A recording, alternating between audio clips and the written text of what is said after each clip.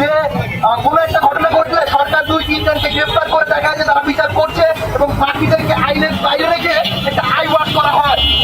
অধিকার ক্ষেত্রেও যদি একই কাজ করা হয়, আমি বলে দিচ্ছি সাবধান প্রশাসন, সাবধান মিলিটারি, আমরা কিন্তু সেটার কড়া জবাব দিব। আরেকটা বিষয় সেটা হচ্ছে যে আমরা আবারও বলছি যে গতকালের যে ঘটনাটা হয়েছে, কয়েকটা ক্রিয়াশীল ছাত্র সংগঠন তাদের অফিসিয়াল পেডে বিবৃতি দিয়েছে, আমরা কিন্তু দেখিনি।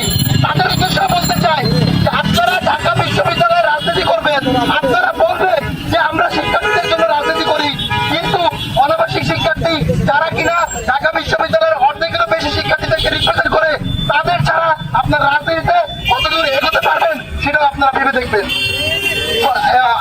আমরা আবারও বলেছি কিছুক্ষণ পরে আমরা আমাদের 3 দফা দাবি ঘোষণা করবো আলটিমেটাম সহ।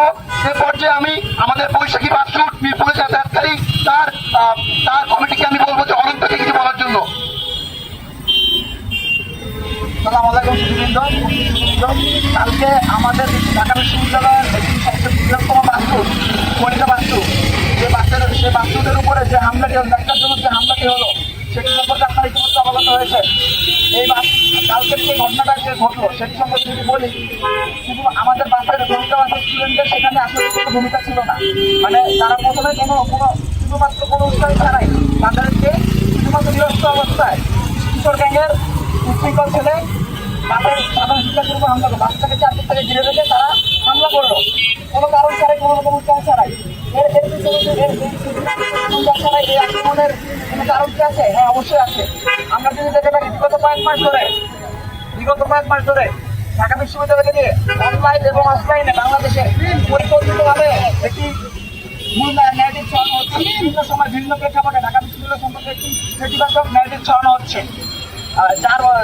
আর কিছুদিন আগেও আমাদের উন্নতি বাস্তুকে নিয়ে জনৈক ইউটিউব আমাদের এই বিশাখা বাস্তু নিয়ে একজন নামে একজন ব্লগার একটি ঘটনাকে কেন্দ্র করে আমাদের ঢাকা বিশ্ববিদ্যালয় বা স্টুডেন্টদের সম্পর্কে যেখানে তার নিজের দোষ ছিল, কিন্তু সে সেটি ফ্যাব্রিকেটেড করে অনলাইনে যে ন্যারেটিভ ছেড়েছিল যে ঢাকা বিশ্ববিদ্যালয়ের স্টুডেন্ট এবং বাসে যারা যাতায়াত করে তারা শিক্ষাটা বহির্ভূত, সেখানে তার নিজের দোষ ছিল। এবং আমরা জানি এই মুহূর্তে অনলাইনে যে কোনো ন্যারেটিভ কথা বলতে হবে, আমরা দেখতেছি পরবর্তী সময় স্টুডেন্টের মধ্যে ঐক্য ছিল।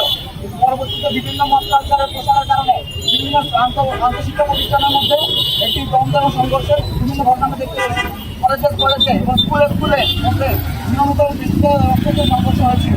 এই সংঘর্ষগুলো তখনই এই ইন্টারিম এবং আইনশৃঙ্খলা রক্ষাকারী প্রশাসন এবং সংশ্লিষ্ট শিক্ষা প্রতিষ্ঠানগুলো যদি কার্যকর ব্যবস্থা নিত, তাহলে আজকে আমাদের এই দিন দেখতে হতো না। কিন্তু দুঃখজনক হলে আমাদের বর্তমানে ইন্টারিম সরকার এবং আইন শৃঙ্খলা রক্ষাকারী বাহিনী এগুলো সম্পর্কে কোনো কার্যকর পদক্ষেপ নেয়নি। আমরা দেখেছি যে 5 আগস্টের পূর্ববর্তী সময় বিভিন্ন কিশোর গ্যাং এলাকায় কিশোর গ্যাং প্রতিটা এলাকাতে আপনি যদি দেখেন কিশোর গ্যাংয়ের প্রচন্ড দৌরাত্ম। 5 আগস্টের পূর্ববর্তী সময় আওয়ামী লীগ এবং তার সংগঠন ছাত্রলীগ এবং অন্যান্য সংগঠন এইসব কিশোর গ্যাংকে প্রতিকার করত এবং তারা এলাকার থেকে গ্যাংগুলো তুলে ধরেছে। এখন তারা যখন পালিয়ে গেছে, তাহলে আমরা জানতে চাই কিশোর গ্যাংগুলোকে কারা প্যাট্রাইজ করছে, নিশ্চয়ই প্যাট্রাইজ করছে। যারাই এই কিশোর গ্যাংগুলোকে প্যাট্রাইজ করে নিজেদের ভাষায় ব্যবহার করছেন, তাদেরকে আমরা হুঁশিয়ারি দিয়ে বলতে চাই, ঢাকা বিশ্ববিদ্যালয়ের সাথে আপনি এই কিশোর গ্যাং দিয়ে জীবনে ভর্তি করতে চান, আপনাদেরকে চরম মূল্য দিতে হবে তার জন্য। কারণ আজকে আমাদের একটি বাসের উপরে হামলা হয়েছে, আমরা এখন নিরাপত্তাহীনতা পরবর্তী সময় আমাদের অন্যান্য বাসের উপরেও হামলা হবে কিনা আমরা নিরাপত্তাহীনতায় ভুগছি। এবং আর কালকে যে ঘটনা হলো সম্পূর্ণ সেটি হচ্ছে যে আমাদের সম্পর্কে ঢাকা বিশ্ববিদ্যালয় সম্পর্কে একটি ভুল ন্যারেটিভ এবং একটি নেগেটিভ ন্যারেটিভও সোশ্যাল মিডিয়া থেকে ছড়িয়ে দেওয়া হয়েছে। কালকের হামলাটি শুধুমাত্র উদ্দেশ্য প্রণোদিতভাবে ঢাকা বিশ্ববিদ্যালয় স্টুডেন্টদেরকে আঘাত করা। আমরা এই ইন্টারিম সরকারকে ঘোষণা করতে চাই, আগামী শনিবারের মধ্যে এই ঘটনাটি সুষ্ঠু বিচার ব্যবস্থা না করায় দোষীকে শাস্তির আওতায় আনা হয়, আমরা ঢাকা বিশ্ববিদ্যালয়ের 17টি বাসুটের 70 থেকে 80টি বাসুটের 10 মাস কর্মসূচি ঘোষণা করবো। আর ইন্টারিম সরকারকে বলে দিতে চাই, এখনই এই মদ কালচার যে বন্ধ করা, কিশোর গ্যাংগুলোকে আইনের আওতায় আনা এবং সেগুলো ভাঙা এবং যারা এটাকে কিছু অনুরোধ করছে তাদেরকে জবাবদিহিতার আওতায় আনা এবং দেশের স্বাভাবিক আইন শৃঙ্খলা পরিস্থিতি ফিরিয়ে আনার ব্যাপারে কাজ করতে হবে। সকলে কোনো ঘটনা ঘটে আপনারা পুলিশে বিশিষ্ট হয়ে থাকে 2-3 জনকে গ্রেফতার করে বা সামান্য শাস্তির আওতায় এনে আপনারা আইওয়াসের ব্যবস্থা করেন, যেটি আসলে নিন্দনীয়। দেশে এখন তো পদক্ষেপ নিচ্ছে না।